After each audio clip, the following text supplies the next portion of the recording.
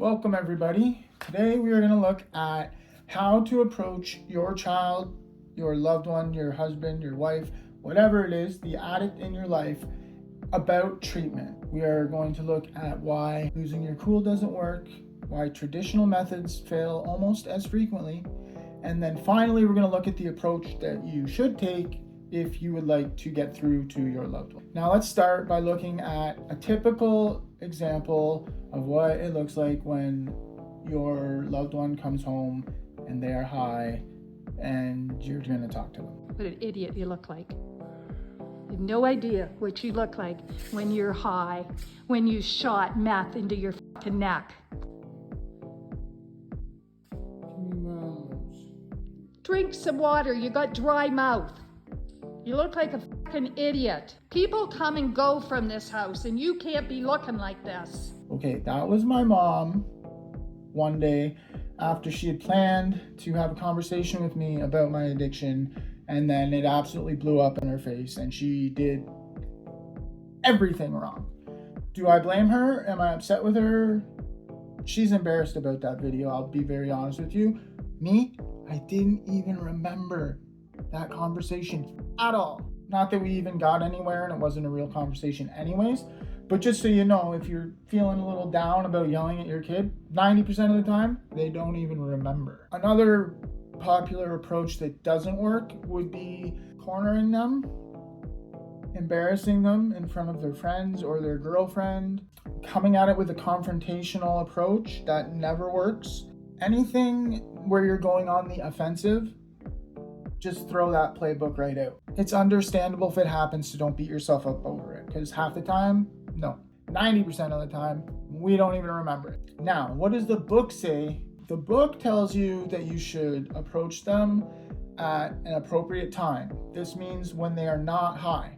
Now that might sound like a challenge all in and of itself, because when is your loved one not high, right?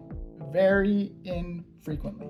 What I recommend is getting them either in the evening when they have been home for a while so they've had time to come down, or first thing in the morning before they leave the house. If they have to work, maybe like half hour before work, that's usually a good time. Let's be real, most people probably aren't working. If they are just high all the time, which was me, a good time to approach them is about an hour or two after they have last done drugs. This is giving the drugs time to run their course, and if they're going to nod out or freak out, that's past. But they are with it enough in the head and still high enough that they're willing to talk, at least a little bit. Most are never willing to talk about treatment, but if they're a couple hours after their last high, that is the optimal time, in my opinion, only if you can't find them sober. The other thing the book says to do is to get them privately. You're not going to do it in front of their friends. You're not going to do it in front of the family. You're not going to do it in front of strangers, and you're not going to do it at the family dinner, right? You're going to do it in a place where it's one-on-one. You can get through, no phones, no interruptions, just you and your loved one. The next thing, take them for a coffee, maybe sit down, kind of grease the wheels a little bit, you know. They also say, tell them that you love them. Have you ever had a staff meeting? You know how your boss comes out, gets everyone together and says something to the effects of, all right, everybody, that has been a great quarter. We have done a lot of good things, such as yada, yada, yada, yada, yada. That's a great way to start a conversation. Everybody likes to have their ego boosted a little bit before they're smacked down to the ground and reminded of all the ways they are failing you. Maybe remind them of a few things they've done nicely around the house. If they made their bed, if they cut the grass, shoveled the driveway, whatever. It's just always good to lead with positive things. The book will say, bring up the topic of rehab gently. Instead of saying negative things like you've changed, or you used to be great and now you're bad, or anything that would shame them, just say something like, you seem to be having a hard time lately. Would you like to talk about anything? Or some sort of gentle approach like that. And is this a good idea? This is way better, way better than the approach of attacking your loved one. See, here's the problem. It's okay. I will explain to you why it's not fantastic, and why the approach I'm going to tell you at the end of the video is far and away better. But it's better than the old school approach, the tough love approach, but it falls very short of the approach I'm going to teach you. And I'll just give you the main reason. You lose them. You lose them the second you start talking about anything that they might think is going to lead to you telling them about treatment. What happens is, as the addict, we are on the defense 99% of the day when surrounded by non-drug addicted people, okay? Because everybody wants to tell us that we should quit. So, well, first of all, we just avoid them as much as we can. But when it's family and when it's people we need, we just kind of have our wits about us to the extent that we can. And we put all of our energy into getting ready to fight for our addiction. Because of this, it makes it very hard to talk treatment. There are other ways that the textbook teaches you to approach the situation.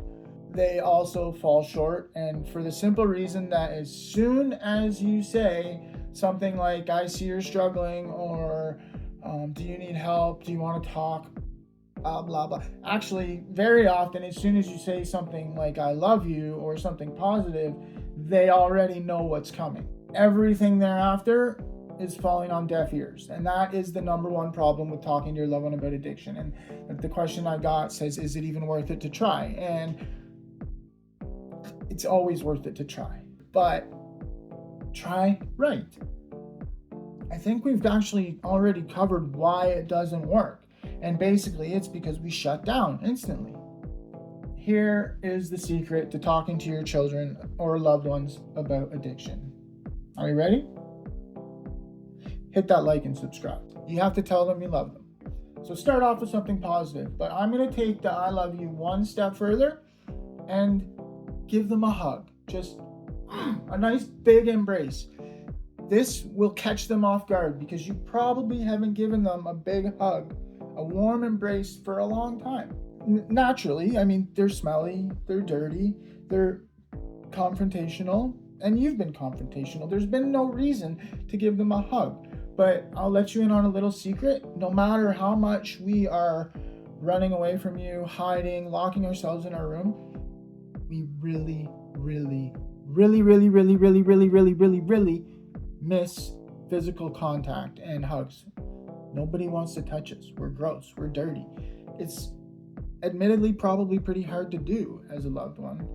But you know what? It disarms us. It makes us think we're worthy.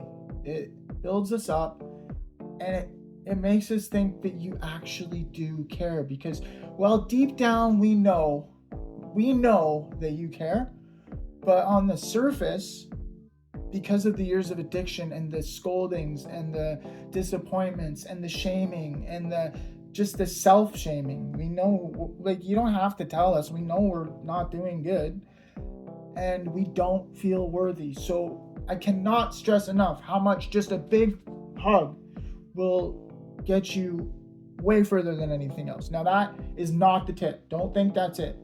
That is just a little bonus.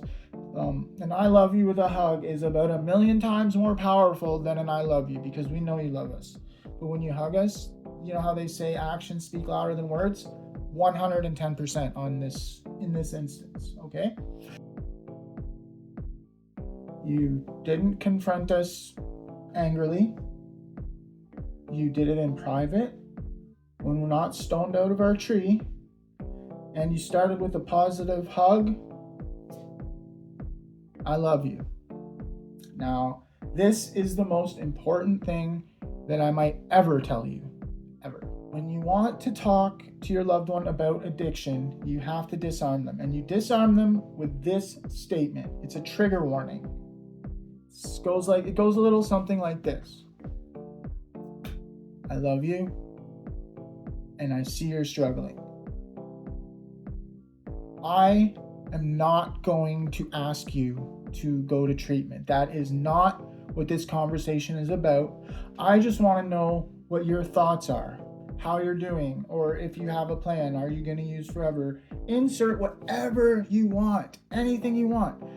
As long as you start with, this conversation is not about getting you to treatment, your loved one will open up like a book. Like, it's unbelievable how much you can get out of someone who will refuse to talk to you if you think that what you're gonna say at the end is you need to go to treatment. Warn them right off the bat that your end goal is not to get them to go to treatment. You have to stick to it. Don't force them to go to treatment at the end of the conversation. That is their biggest fear, and fear leads to shutting down and defense mechanisms, even offense mechanisms. Sometimes they'll attack if they're really cornered, but tell them that you don't require them to go to treatment as a result of this conversation. You just want to know what they think about treatment, what they think about addiction, what they think about overdosing, what they think about disease spread, what they think about STDs, what they think about prostitution, human trafficking, drug dealing,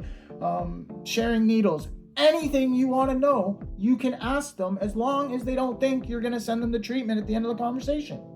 It might seem counterintuitive because you're blatantly telling them you're not going to do the one thing that you want to do, but let's look at this. First of all, can you force them to go to treatment?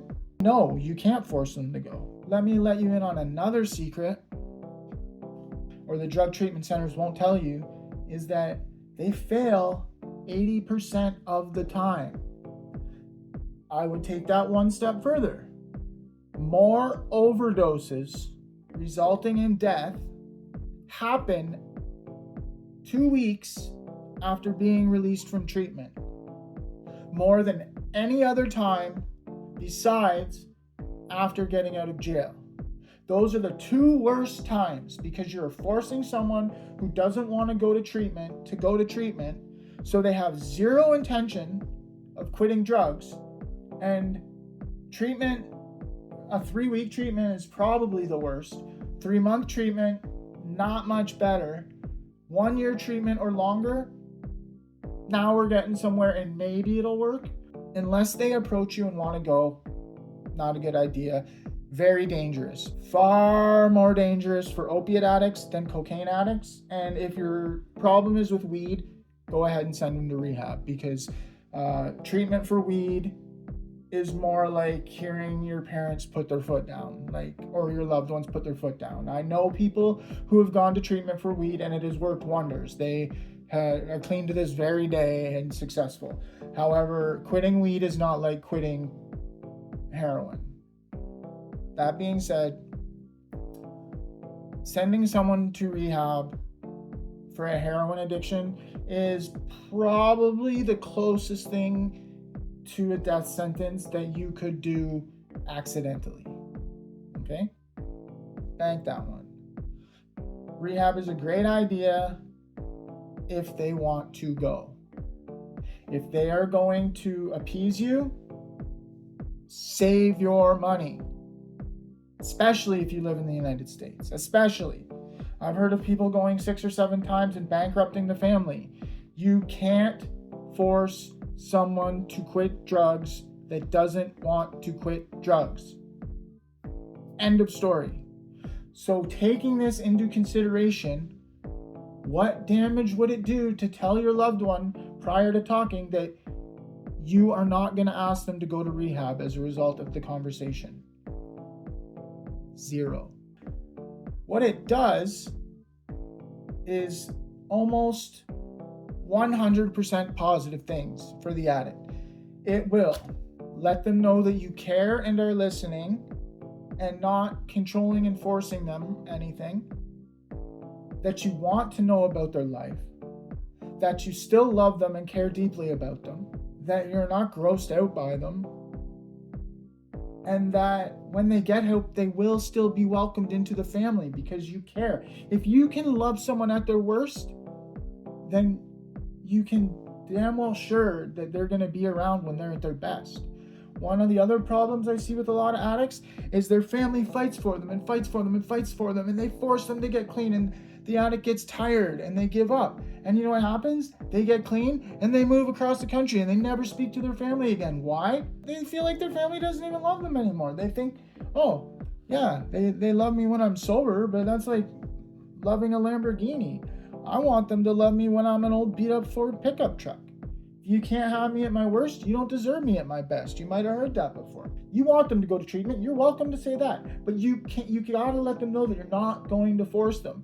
Once they know this, they will speak to you like you're one of the boys. You will hear things that will scare you.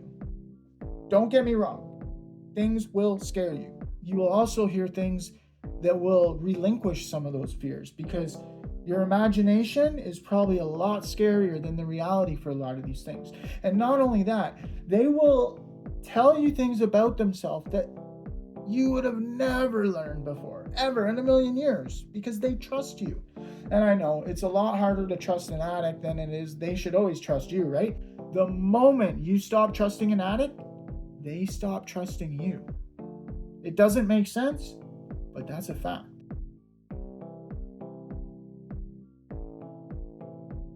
The first time I experienced it was with my uncle. I relapsed while I was living with him, and the rule was if I relapse, I go home.